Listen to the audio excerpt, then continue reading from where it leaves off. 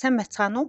Legal Case podcast-ийн ээлж дугаар танд хүрж байна. Энэхүү подкастаар шүүхийн шийдвэрийн цахим сан шүүх цэгийн сайт тавигдсан шүүхээр шийдвэрлэгдсэн сонирхолтой мэдвэртэй хэрэг маргааны талаар ярьдаг байгаа. За өнөөдрийн ярих дугаард хүүхдэд дөнгөж түрмөгц амийг нь хөнөөсөн хэргийн талаар ярих болно. Дархуул аймагт 2020 оны 20 дугаар сарын 29-ний өдрийн 23 цагийн үед айлын хажуу өрөөнд түр амьдарч байсан бэн 3 кг 780 г нярай хүүхдэд дөнгөж түрмөгс өмсөж байсан дотоод жороо боомлж амь насыг нь хохироон хар өнгийн гэлгур уутанд хийгээд хогийн бүхэрд хайсан хэрэг гарчээ. За тухайн нас барсан нярайг хог ухдаг хүмүүс анх олж цагдаад мэдгдсэн байна. За хэрэгт холбогдсон шүүгдэгч эмэгтэй 20 настай бөгөөд бүрэн дунд боловсралтай оператор хийдэг ажилтай юм байна. За шүүгдэгчийг хажуу өрөөнд түр зуур амьдарч байхад цуг байсан хүмүүсүүд нь жирэмсэн гэдгийг мэдээгүй юм шиг байна лээ. За гэрч огийн өгсөн мэдүүлэг. За хэрэг болдог өдрийн орой би усанд орлоо гэд ариун цэврийн өрөө орж байгаа болтой байсан. За тэр шөнө байн ариун цэврийн өрөө ороод байсан. Тэгэхээр би түүнээс яасан би энэ өвдөд байгаа юм гэхэд миний гэдэс өвдөд гүйлгээд байна гэхээр би нойрондоо дилдээд унтаад өчгсөн. Маргааш өглөө ариун цэврийн өрөө ороход хогийн сав нэмэгтэйчүүдийн хэрэглэг нэлээд хэдий хуйлсан байдалтай байхаар нь бэгийн биений юм ирсэн байх л гэж утсан. Тэгээд өрөөндөө ороход би амар жижигхэн болсон байхаар нь гайхаад юу болсон юм бол доо орой ирж байгаад асууя гэж бодоод өнгөрсөн гэжээ. Тэгэхээр энэ эмэгтэй жирэмсэн гэдгээ маш сайн нуусан байдаг.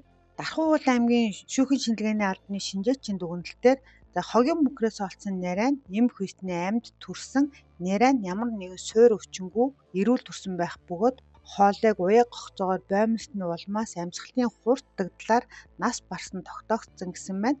За яагаад ийм хэрэг үйлдэх болсон талаар шүүгдэгч буюу дөнгөж төрсөн нярайн ээж мөрдөн байцаалт өгсөн мэдүүлэгтэй. За би 5 дугаар сар жирэмсэн болсноо мэдсэн. За энэ талаар хүүхдийнхээ эцэгт хэлэхэд тэр юу ч хэлээгүй намайг тоогоогүй хэл сураг алга болчихсон. За би өмнө нь 17 наснда эцэггүй хүүхэд төрүүлж байсан. Хүүхэд маань одоо манай аав ээжтэй хамт амьдардаг. За одоо тэр 4 настай. Би өөрийгөө түнд ээж нь гэж хэлээгүй намайг эгчл гэж дууддаг. Миний анхны хүүхэд төрөхэд ээж маань ажилласаа гарч хүүхдийн маань өсгсөн. За дахиад эцэггүй хүүхэд төрүүлж ээжтэй гай болох вэ гэж маш их айсан. Тийм болохоор дахин эцэггүй хүүхдээ болохоос айгаад би ийм зүйл хийсэн. Тиймээс түр амьдарч байсан байрны ариун цэврийн өрөөнд шүн хүмүүсүүдийн унтаж байхад хүүхдээ төрүүлээд хүзүүг нь боогоод гаргаад хайчихсан гэж мэдүүлсэн байна. Сэтгэл зүйчийн дүгнэлтээр за түүнтэй уулзж ярихад төрсний дараах сэтгэл зүйн хямралын шинж байдал ажиглагдсан. За энэ байдлаас шалтгаалan бэн сэтгэл зүйн хувьд айдас түгшүүр ихтэй хямралтай байсан учраас миний хувьд түүнд сэтгэл зүйн зөвлөгөө өгч түүнийг тайвшруулсан. За түүний сэтгэл зүйн хэрэгцээний хувьд бусдаар хүндлүүлэх, бусдад ойлгох, гүн гүнзгий хэрэгцээтэй байсан нь миний түүнээс авсан 2 төрлийн сорилоор тогтоогдсон. За бэн 2 дахь удаага эцэггүй хүүхэд тээж төрүүлэх нь жигшүүртэй, шившгтэй үйл явдал мэтээр хүлээж авсан нь энэ хэргийн үйлдэлд нөлөөсөн байх боломжтой гэсэн байна. Улсын аллах шүүхэд 1 жил 6 сарын хугацаагаар 20 хоногдуулах санал гаргасан бөгөөд за шүүгдэгчийн өмгөөлөгчөөс за шүүгдэгч нь анх удаа гэмт тэргүүлсэн цэс нааны хувьд хямралтай байсан хувийн байдал зэрэгэнд харгалзан 20 хоногдуулахгүйгээр 1 жилийн хугацаагаар тэнцэж өгнө гэсэн байна.